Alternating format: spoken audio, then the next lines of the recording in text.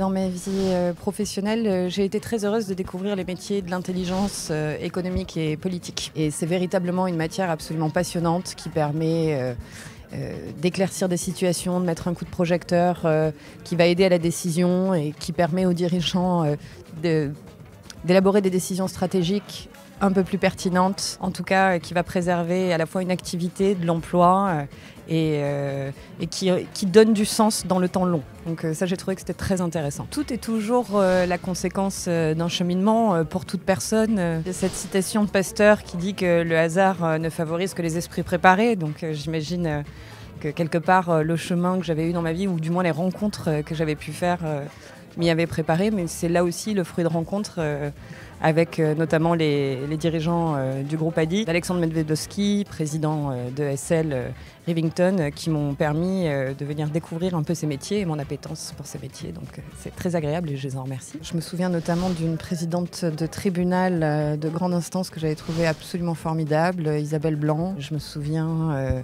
d'un directeur général, fondateur d'une école de commerce un peu différente des autres, Didier Jourdan. Généralement, ce sont des tempéraments passionnés, exigeants avec eux-mêmes, avec les autres aussi, parce que je viens d'un milieu socio-culturel où l'ambition était plutôt un gros mot. Être meilleur, me dépasser, le dépassement de soi, je pense qu'il n'y a rien de plus important. Transmettre, ça c'est une autre phase de vie.